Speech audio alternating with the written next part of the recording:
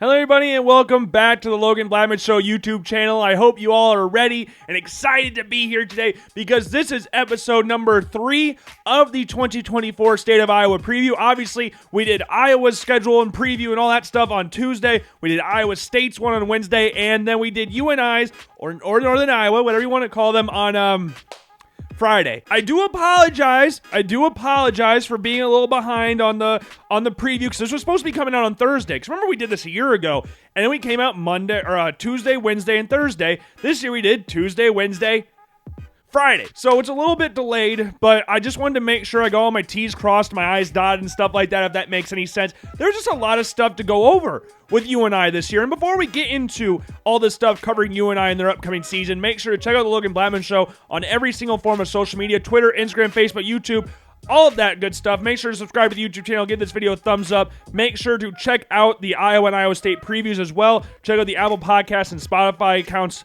All of that's down in the description. And without further ado, let's get right into it. This is a very interesting season for the UNI Panthers, namely because there's a lot of new moving parts, I guess you could say, on the opposite side of the ball, namely at the quarterback position. Aiden Dunn is going into the season as a starter, cousin of Eli Dunn, who was a starter for UNI a few seasons ago, replacing Theo Day, who had a fantastic career in the 3/4 years he was a starter at UNI. I remember he came in for Will McElvain against Sacramento a couple years ago, put up some really good numbers, threw the ball, had an absolute cannon for an arm, just a very, very good quarterback. Maybe didn't have the year that I or a lot of other UNI Panther fans were expecting last year, but nonetheless, he had a great UNI career, and it's not an easy task to follow one up. Aiden Dunn was not even projected to be a guy competing for the starting job per Mark Farley. He just got better and better as camp went on. Like with the likes of Matthew Shekelman and Jackson Daly coming in. Jackson Daly trains from Arkansas State, former Southeast Polk football player. Aiden Dunn, again, was not expected to be in this position, but he got the starting job over time. Jackson Daly was actually the starter during the scrimmage a couple weeks ago, and we're going to probably see multiple quarterbacks play. They say we could see quarterbacks play in this game, multiple quarterbacks play in this game, but nothing's confirmed. They don't have a pitch count or anything. It's just going to see how the flow of the game goes. This is a game against Valparaiso that I think you could find a nice little rhythm on the opposite side of the ball because, again, it's a whole new offense, too. This is an air raid style offense. Luke Falk, remember him from Washington State, was the quarterback for Mike Leach there, got drafted by the New York Jets, was picked 199, the Tom Brady pick, which everybody knows about. He came in as the offensive coordinator in January, and then he left the position in July due to a family health emergency. So UNI's kind of got this not rotational, but offensive coordinator situation going on. Joe Falani, the wide receivers coach and pass game coordinator, will serve as the play caller for UNI in their first game of the season. And Trey Tinsley, who also played at Washington State for Mike Leach, he'll be on the field. So we'll have Falani up in the booth. Trey will be on the sideline. I don't know why I call him by his first name. Trey Tinsley will be on the sideline. He's the quarterback coach again, so he'll be in the ear of Aiden Dunn or whoever else plays in this game. And you also got Brian Folkerts, the tight ends coach. He's been calling plays throughout the spring as well. So you just got, again, a offensive coordinator situation. But again, I want to reiterate this, Falani will be calling the plays against Valparaiso week 1. And with this whole new air raid style system, this is going to be a lot of based off tempo and timing, which is something Aiden Dunn improved on. He's a very good athlete. We saw him sparingly the past few years. He's got, I think, 11 total passes in his past 2 seasons, but he was mainly used as a runner. I think his first year at UNI had about 43 rushing yards. His last year, he had 55 yards. He's a very good athlete. He's not as big as Theo Day. He's about 6 foot, 190, 200 pounds, somewhere around there. So he's not the biggest guy in the world, but that timing and tempo with this style of offense will be key. And having an experienced offensive line in front of him, with Jared Penning, Blake Anderson, and Tristan Roper, those are guys that are going to be key for UNI. They're bringing back 6 players from that starting offensive line a year before. And when I say 6 players, I know there's 5 players who start on the offensive line, but 6 players played significant amount of snaps last year. Jared Penning, obviously the brother of Trevor Penning, first-round draft pick by the New Orleans Saints. Having a solid line in front of you with a 3-headed monster at running back as well will only help Aiden Dunn succeed in his first year as the starter. And those 3 running backs that we brought up before, Harrison Bowie, you look at last year, 137 yards, 3 touchdowns against Indiana State. You also got the likes of Mari Pesic-Hickson, who had over 60 carries combined in games against North Dakota and Illinois State this past season. And the main guy in this offense, I guess you could, if you want to consider a main guy in this running back room, maybe Ty Edwards. He transferred into UTSA last year. Massive dude. Brandon Jacobs-esque size at the running back position. 6'4", 230 pounds. So when you have a shotgun system with air raid style offense, they're going to be next to each other. Ty Edwards Aiden Dunn will be next to each other. That's going to be kind of funny, not going to lie, to sit there and see. And with the running backs and offensive line being there, the receivers, you did lose Sam Schnee. Sam Schnee, 1,000-yard receiver this past season. You also lost Logan Wolf as well, who had a lot of experience within this team. But I would expect someone like Sergio Morency to have a fantastic season this year. This feels like an offense that'd be perfect for Sergio Morency, who had a good year last year, had around 400, 500 receiving yards last year. He'll be the main focal point on the outside of the offense. You've also got the likes of Jaden Ellis-Leahy, you've got Desmond Hudson, Marin Button, and you also got Lane Pryor at tight end as well for a nice, reliable checkdown option for Dunn. Like, this is an offense that should be a lot of fun to see. There'll probably be some growing pains early, as expected, because not only are you implementing a new style of offense, you got a new quarterback coming in. Quarterbacks that don't really have a ton of experience with UNI in general, let alone this style of offense. We'll just have to wait and see. We're going to be behind all the quarterbacks. We're going to be behind the offensive coordinators as well. And we'll talk about the Valparaiso game and if this is going to work out well for this first game or not. Well, again, we'll get to that in a little bit. Hold your horses here. And like we talk about the offense, they're bringing back a decent amount of people apart from the quarterback position. Defense, they're only bringing back 2 starters from a season before. And the main position to worry about here, at least the person that you'll be missing the most on the defensive side of the ball is Christian Boyd. Pick 199, the Tom Brady pick, the Luke Falk pick. He's gone. He's with the New Orleans Saints of the NFL. Now, you do bring back the likes of Tucker Langenberg, who was the leading tackler from a season before. Ben Balkin's also back. He missed 4 games last year, but having him back will be massive. And you also got the likes of Tate Sanders, the only returning starter from the secondary. So again, this defense is going to have some question marks going in, but with Mark Farley being there, they're going to need to improve from what they did last year. For UNI standard on the defensive side of the ball, they weren't at that level like we normally see from them. I'm very intrigued to see how they do, especially to start the season once we get into conference play, because UNI this year, they don't miss any of the tough guys this year. All the big boys are in the schedule this year. South Dakota State's there. North Dakota State's there. South Dakota's there. Like, all the big dogs, like 3 of the top 5 teams in the preseason poll, UNI plays this year. And 2 of those games are on the road. So UNI does not scrape by with an easy schedule this year, which you don't really get a lot of in the Missouri Valley Football Conference. But still, UNI they're not messing around at all with UNI's schedule this year. And speaking of UNI's schedule, we'll finally get into that. So we got Valparaiso week 1. This is a team that finished 3-8 the season before. They went 0-6 on the road. This is UNI's first home game to start the season in 14 freaking years when they beat the aforementioned North Dakota State Bison in week 1. So there's going to be a lot of excitement going in. This is just something that you don't see from UNI, but I'm excited to see how they do week 1, even though it's from a lower level FCS team. Like, I think people in the state of Iowa kind of forget this because Valparaiso is in Drake's conference. People sometimes seem to forget that Drake is an FCS Division I football program just because they don't play UNI. And UNI is playing back-to-back Pioneer League football teams this year, and Valparaiso being the first one. I want to see them play Drake at some point. We saw them play Iowa State a couple years ago. Drake. You got it. I hope you got it. But Valparaiso, they're not a great football team, not going to lie. And much like UNI, Valparaiso's got a little bit of a mini quarterback battle as well. Players like Karen Tyler, who was the scout team player of the year last year. You also got the likes of Michael Appel Jr., started 5 games, had a season-ending injury. He had around 700, 800 passing yards last year with 5 touchdowns. And you also got Rowan Keefe, who started 4 games this past season, 702 yards, 6 touchdowns in there as well. And from what I've gathered, it looks like Karen Tyler and Keefe will be the 1-2 options at the quarterback position. I don't know if Appel will be coming back from an injury or not, but we'll have to wait and see on that. But it looks like Keefe and Tyler will be the 2 guys rotating against UNI, at least at this point in time. Could be completely wrong with that come Saturday. And you do have Ryan Mann coming back at running back, had about 500 yards rushing last year, but your top receiver from a season before transferred. So your number 1 receiver from last year is Brandon Jimenez, who didn't really light the world alight. But again, Valparaiso was a 3-8 team last year. They didn't necessarily as a team light the world alight. But Brandon Jimenez last year had about 20 catches, 314 yards, 2 touchdowns.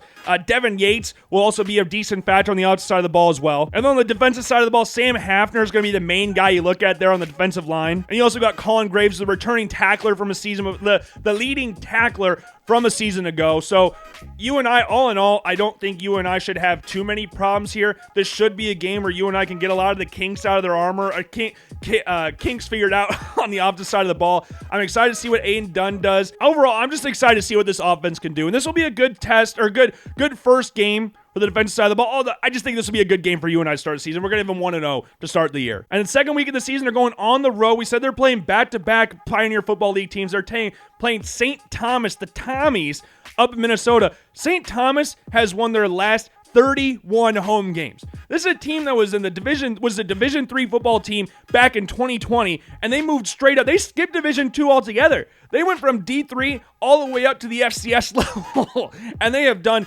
just as good at this level as they did in the season, the level down below. Like 31 games unbeaten at home recently, in a row, I guess you could say. They finished 8-3 last year. They finished second to Drake in the conference. And head coach Glenn Caruso still there's the head coach's 16th season at the helm at St. Thomas. He has not lost more than 3 games in a season in his entire career. Just talk about consistency from the head coach position. And we brought up how good they've been since moving up to the FCS level. They are 25-7 since coming up here. They're 21-3 in conference play as well, and 12-0 in conference home games. So this is just a team that just had a lot of success, especially on the home side of the field.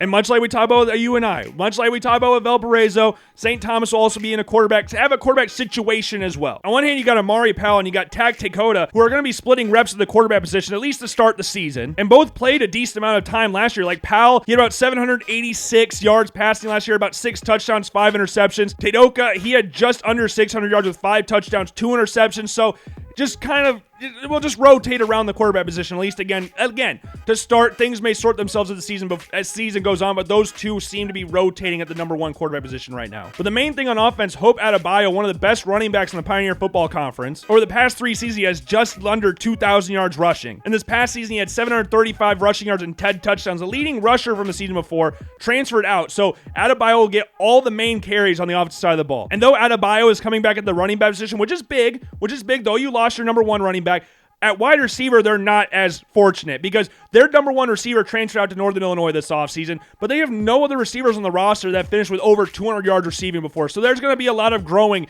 at the receiving core. The offensive line, though, is where they make their bread and butter. Alec Rasmussen is one of the best offensive tackles in the FCS level, and as a unit, they've only given up 22 sacks the season before. And along with Alec Rasmussen, who's this absolute behemoth at offensive tackle, 6'7", about 320 pounds, started every game last year, played about 90% of their plays last year. You also got the likes of Langston Robinson. You got Brock Stanek in there as well. Like, this offensive line is where they make their bread and butter. Will be an issue for UNI in this game, I would imagine. And on the defensive side of the ball, you got Luke Herzog, who's probably the main cog on the defensive side of the ball. You've also got Griff Wirtz there as well as the leading tackler from the season before. That as the returners, their top 2 tacklers in total are gone. But Wirtz is the top tackler that's returning, which is nice for the defensive side of the ball for St. Thomas. And now this is not the first time these two teams have played. UNI hosted St. Thomas a few years ago and came out pretty convincing victors at the Unidome. So this one, they're returning the favor going on the road. And though St. Thomas has this nice little 31-game home winning streak,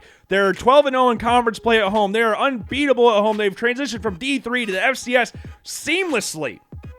But that being said, UNI, I don't really think, well, they're going to struggle a little bit because St. Thomas is no pushovers, but I do think UNI will have enough in the tank to make it over St. Thomas this one to start the season off 2-0. And I should have mentioned this before. St. Thomas, though they were one place off from making the playoffs, they can't technically make the playoffs till 2026 due to them moving up. So I just thought I'd throw that in there so you go like, well, Logan, they can't actually make the playoffs. So they did finish top. Drake still would have made it. But I just wanted to make sure to clear that up before we moved on to the next game, which of course is against Nebraska, another road game. We brought him up in the Iowa preview. Dylan Raiola, the face of this new Nebraska turnaround, the 5-star quarterback. Matt Rule's still there. As much as I would love to say UNI goes into Lincoln Memorial Stadium and grabs a dub away from Nebraska, I just don't really see it. So I am going to have UNI losing their first game of the season on the road against Nebraska. And then going on the road again, so this 3 straight road games for UNI Panthers, go to Hawaii to take on the Rainbow Warriors. Hawaii's actually 1-0. To start the season. They beat Delaware State in an insanely weird situation from a Delaware State fan perspective. I don't know how to begin to talk about that thing, but Hawaii is undefeated right now to start the year. And Timmy Chang, who's the all-time leading passer for Hawaii, like I said with his stats, where he's the all-time leading passer, Hawaii is going to throw the absolute shit out of the football. Like last year, Hawaii was 3rd in the conference in passing yards per game. I would imagine those numbers to go up this year, and Brandon Schrager is back as the starter at Hawaii, and you've seen growth. This is his 3rd year as the starter at Hawaii. His first year, he put up decent numbers. Last year, he had pretty solid numbers, actually, to the tune of 26 touchdowns and 14 interceptions. He's a decent mover as well. So I would expect to see him continue to grow in the Mountain West this season. And out wide, you got Pofele Ashlock, who had about 800, 900 receiving yards last year. And so far this season has 81 yards receiving. But one of the main guy from a season before, Stephen McBride, he's suspended. He did resume football activities last week. He had a misdemeanor during the offseason. So I don't know exactly when he comes back to the team. If he does come back to the team, who the hell knows? But he was a 1,000-yard receiver a season before. With him back, that would just make this a little bit more challenging for UNI. Now, on the defensive side of the ball, they're like most high-octane passing offenses, they're not great on the defensive side of the ball. I don't know what the correlation is, but it always seems to be the case, doesn't it? I could be wrong about that, but that's just my opinion on the matter. But on defense side of the ball, they give up around 32 points a game. I think they gave up like 419 points last year or something like that, which I believe was like the third worst in the Mountain West last season. But that being said, they are actually pretty solid against the pass. I think they had like the third or fourth best passing defense in the conference last year. And they're bringing back players like Peter Monoma, who's the leading tackler from a season before, and I believe he also had like 3 interceptions. He kind of rotates and flows between safety and linebacker in this defense. He's easily the main cog on the defensive side of the ball for Hawaii. You also got Cam Stone and Vidrell Edwards at wide receiver, at cornerback as well. Again, their pass defense is their strong point on the defensive side of the ball. They give up a decent amount of points, but their pass defense is pretty strong. With their passing offense being as high octane as it is, with it being at home, I think this might be a little too much for UNI in this game. I wouldn't be shocked if they made it a game, but again, the passing offense from Hawaii, their pass defense being as good as it is, I do think as good as it is within reason, I guess I should say. I'm going to have Hawaii winning this game, so UNI goes 2-2 to start the regular season. And I would love to say, though, they get back in winning ways this week, but no, like we said at the start, they don't miss anybody. They don't miss a single team in the schedule, and they play South Dakota State this next week. And South Dakota State, UNI plays them tough. It doesn't matter how good South Dakota State is. It doesn't matter how good UNI is. UNI will always play this game tough, except for last year. But I guess you could say, like, South Dakota State kind of expressed some demons in this game. They came through in Brookings and absolutely hammered the UNI Panthers. And this game being at home makes it interesting. Like the last time these two teams played at home, there were a couple Theo Day interceptions from actually coming away with a dub in this game. And South Dakota State, they're still very good. Mark Gronowski's in his 1800th year of college football playing for the Jackrabbits. He's one of the most winning quarterbacks of all time at the FCS level. I believe he's 13 wins away from passing Easton Stick's record at 49 wins at the FCS level. So just damn good quarterback. He's going to kill you with his arm. He doesn't turn the ball over. He's smart with the ball, and he'll kill you in the ground as well. And speaking of the ground game, they did lose their offensive coordinator to Northwestern, as we brought up in the Iowa preview, and Isaiah Davis is also gone, who's an absolute beast for them. But much like Isaiah Davis following up the likes of Pierre Strong, Amar Johnson will probably take the reins with the running back position and actually run with it. He had about 900 yards rushing last year. I think they'll be perfectly fine running the ball on the outside side of the ball. Now on the outside, they do have some new people there. Both the Janke brothers are gone, so that's big. Their top 2 receivers from a season before are both gone, and their tight end Zach Hines is also gone as well. And South Dakota State does a really nice job at producing tight ends. Like, you look at the Green Bay Packers right now with Tucker Kraft. You look at Dallas Goedert. Like, South Dakota State will produce some tight ends, so I'm sure they're going to have someone wait in the wings there as well. But as far as returning receivers go, Griffin Wild will be one of the main guys, and Graham Goring will also be one of the main guys outside. At least that's what you would expect. They're the 2 top receivers that are left after those top 3 guys that we just mentioned are gone, so they'll be the main guys Gronowski looks to on the offensive side of the ball. On the offensive line, much like South Dakota State always does, they're all going to be solid on the offensive line as well. Players like Gus Miller and Evan Bierenstein are coming back. You also got a North Dakota transfer as well in the form of Seth Hagen. Like, South Dakota State will be very good on the offensive line. They're going to run the ball. It doesn't matter who's in the backfield. Like, we brought Pierre Strong, brought up Isaiah Davis. Amar Johnson will probably do the same thing. Mark Gronowski is still freaking there, so they're going to be fine on the offensive side of the ball. And on defense, 8 of their top 13 tacklers from the season before are back. And this is a defense with all those people coming back. This is a defense that allowed 9.3 points per game. This is an absolute stifling defense. And one of the main guys there is Adam Bach at the linebacker position. This is 6th season at South Dakota State. He's been here a long-ass time. Him and Gronowski have been going through the ringer. They were pretty much there when South Dakota State first started playing football. And now that being said, Bach did miss about 5 games last year due to injury, so you'd expect him to get back on the fray this year. And South Dakota State, you look back at the secondary, their safeties are all back as well. Like, Tucker Large is all-American type player at safety position, and Cale Reeder's an also very solid option there as well. And for the cornerback position, sure, you lost the likes of Dyshawn Gales, who went up to the NFL. You do have the likes of Dallas Beanham still there as well, who's coming back, a 2-time All-MVS player, All-MVC player who's coming back with a season where he just had 5 interceptions. So the secondary, the defense will be perfectly fine for South Dakota State. And again, I just have a hard time imagining. I have a hard time imagining South Dakota State losing to anybody, let alone UNI, especially this year with all the new pieces. I think UNI can make this game interesting. Again, they always do, but I am going to say South Dakota comes into the Unidome and takes a dub away from UNI. So UNI's losing streak continues to 3. And we just keep going around the state of South Dakota because now we're going to Vermilion. This one's on the road again, going to do Vermilion to the Dakota Dome to take on the South Dakota Coyotes. Farley's done a pretty good job against South Dakota in his time at UNI. They're 9-3 against the Yotes in his time there. But South Dakota, it seems like they're a team that continues to get better and better and better. Like, this is the 5th ranked team in the nation right now. We brought that up in the preview. This is the 5th ranked team in the nation. 2 of the top 3 teams in the FCS level are from South Dakota, which is kind of crazy to me. On the opposite side of the ball, starting off for South Dakota, Aiden Bowman is back as the second-year starter for South Dakota. And though he's not a real threat running the ball, he did put up about 2,500 yards passing this past season. Doesn't really turn the ball over that much either. And what's a plus for Bowman as well is top 3 pass catchers from a season before are back. Players like Carter Bell, who's an All-Missouri Valley Football Conference player this past season. JJ Galbraith, the same thing for him at tight end. And then Jake Martin's another receiver. So you got all your main guys in the outside back, which is big for a guy going into his second year. And continuing on that, his top 2 rushers from a season before are back as well. Like Travis Theis had about just under 900 yards rushing last year with 6 touchdowns, and 4 of their 5 stars from the offensive line are back as well. As for the defensive side of the ball, they were 8th ranked in the FCS in total defense last year. They gave up around 17.7 points a game, but they are losing some key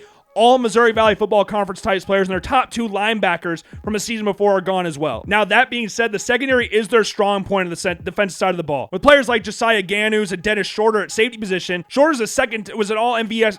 Jeez, I keep doing this. Shorter was an all-Missouri Valley Football Conference player. It's a lot easier to say Missouri Valley Football Conference than MVFC, at least in my brain. And that's how my brain's working right now. I apologize for that. And then you go back to the front, the defensive line's experience as well. I think with this game being on the road in the Dakota Dome, with South Dakota, being as good as they are preseason, with them returning some key pieces on the outside side of the ball and their secondary bringing back some key pieces as well, I do think they'll be too much for UNI on the road. If this was at home, I would have no problem saying UNI comes away with the win, but with it being on the road, I think that sways me to think the Yotes come away with the win here. So UNI continues their losing streak to 4. And then they're going to the next week. They're going to another Dakota. They're playing North Dakota in North Dakota. So continuing this road, UNI plays a shit ton of road games this year. And North Dakota, we brought them up at the Iowa State preview. Simon Romfo is the current starter. He's the projected starter for North Dakota going into the season. Offensively, they're not great. And we already talked about North Dakota a decent amount in the Iowa State preview, so I'm not going to go all in depth here. But with them not being that fantastic on the defensive side of the ball, I know their linebackers are coming back, and those 3 linebackers we brought before are very important to this defense. But I am going to say UNI goes on the road and finally gets back to winning ways. First time since week 2 to go on that 4-game losing streak. Get back to winning ways at North Dakota to get back to 3-4 on the season. And then week 8, they're finally back at home. They're taking on the Missouri State Bears. And this is Missouri State's last season at the FCS level. They're moving up to the FBS. They're moving up to Conference USA. I believe they're moving up to Conference USA in 2025 and officially becoming an FBS member in 2026. I could be wrong about that, but this is a team that should be improved from a season before. They finished 4-7 last year, but one of those wins kind of crushed UNI's any chances UNI had the playoffs the season before. And one big thing for them, Jacob Clark will be coming back at quarterback. He only played 4 games last year before going down with a shoulder injury. So having him back in the offense, he looked good in those first 4 games of the year. I think he had like 10 touchdowns and 2 interceptions. Having him back will be big for this offense. Then a running back, Jacardia Wright's also back. Apparently he turned down some big time offers from FBS programs to go up there. He's staying loyal to Missouri State. Had just under 700 rushing yards last year, but in that game against UNI had about 78 rushing yards. So that kind of hurt the Panthers in that game, which was just not a fun game to watch. It was like 35-16 final score, so just not a fun game to watch. And now, all that being said, there are some questions around the offensive line. There's also some questions raised about the receiving core, as well as your top receiver from a season before. Raylan Sharp transferred over to Fresno State. He's the only one that had over 900 receiving yards last year. But again, having your main starter back, I know he was injured, and I know Bako did well in time playing again. He transferred over to Southern Utah.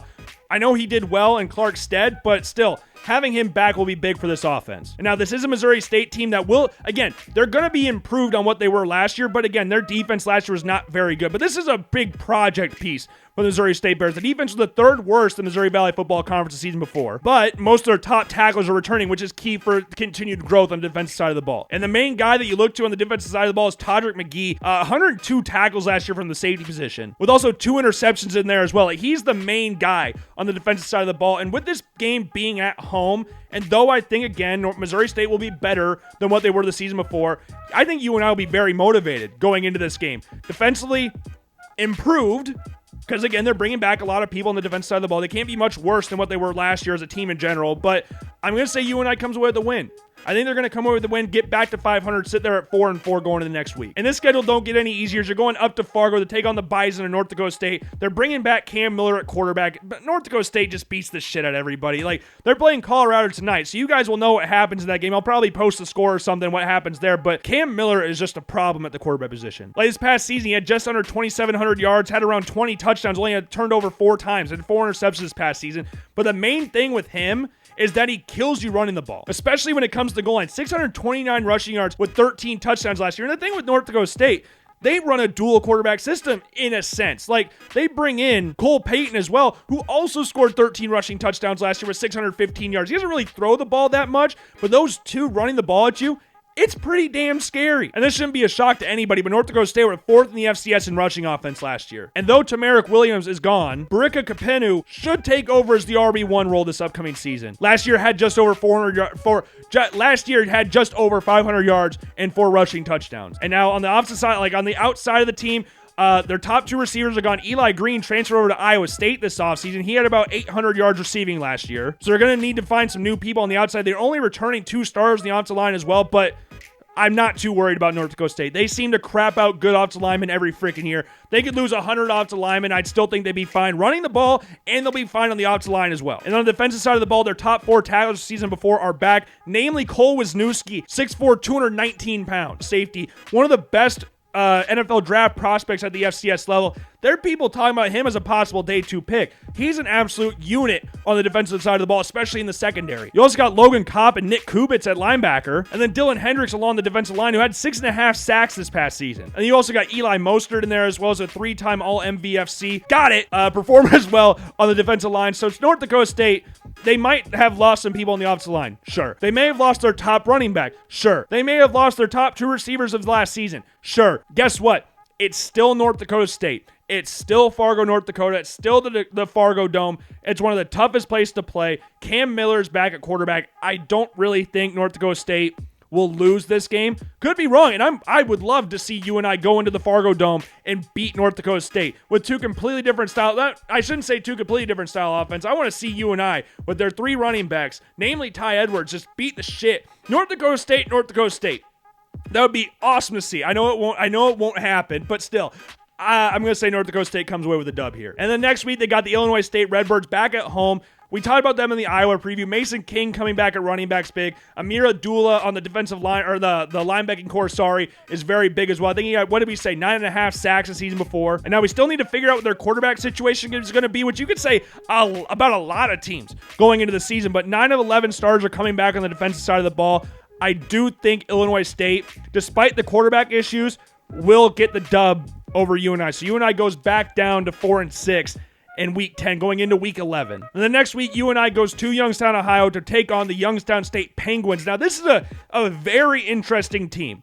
Not going to lie. Like, they're returning a decent amount of people on the outside of the ball, but they brought in like 800 transfers this offseason. I think from the FBS level alone, they brought in 14 different people. I think they brought in like 3 or 4 or 5 from the FCS level as well. But like, you look at their offense, like Tyshawn King at running back, who's an all-MVFC performer last year, just over 1,000 yards rushing. I think he had 9 touchdowns in there as well. But they brought in 2 Cincinnati transfers as well at running back. They're returning 4 stars to the offensive line as well. So that running game will continue to improve for the Penguins going in. And then you look to the outside. We brought up those 2 people from Cincinnati coming in. On the outside, they lost their top receiver in Bryce Oliver, but they brought in 4 people from 4 different schools. You look at the likes of Andrew Jacobs from Charlotte. You look at Richard Dainbridge from Temple, Dalen Stovall from Toledo, and then Austin Bray from UT Martin at tight end. Like, they've got some new people on the offensive side of the ball, and the quarterback position doesn't get any better because their quarterback, one of the guys that could be a star, didn't play college football. He transferred from UCF. He's a baseball guy. He's a baseball player. Yeah, boss, a baseball player. Now, I'm not sitting here and saying Brady Shannon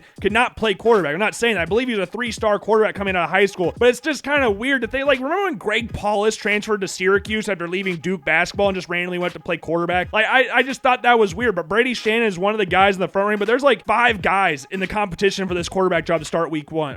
This is week 11, but still to start week 1 for the Penguins. The main guy, apart from Shannon, that could be the start. Shannon was the first name I saw when listing this. I thought that story was very interesting as well. But Bo Brungard is probably the favorite to be the starter this year because he played the most of the season before. I think he's the only one that's played actual minutes at quarterback at any level, let alone Youngstown State. Don't quote me on that, though, but I think it's funny to kind of spin that way. This past season, he appeared in 13 games. He was more used as a runner than a passer, kind of like we talked about with Eli Dunn, Aiden Dunn before. Last season, he had 108 passing yards and interception, and he had 129 rushing yards and 3 touchdowns in there as well. So, again, he's the guy who's coming back with the most experience within this team. And you also got Max Blank in there. You got Bryce Schondelmeyer in there, Colin Siebert.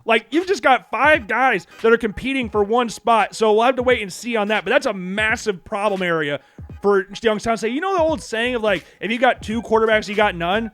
Well, what happens if you have 5 quarterbacks and you don't know which ones are going to start yet? And look at the defensive side of the ball. They're only bringing back 2 of their top 15 tacklers from a season before. Now, there are players like Jalen Castleberry at cornerback. You also got Hunter Allen on the defensive line, who though started only 2 games last year, he got 4 sacks this past season. You also brought in some pretty big transfers as well. You brought in Carson Marshall from Iowa State. You also brought in Jace Tutty from Penn State. So this defense is going to have a lot of new pieces, but this whole team in general is going to have a bunch of new pieces. Again, they brought in 15 people from FBS schools this past year. In total, I believe they brought in 18 or to 20 different players just from the transfer portal alone.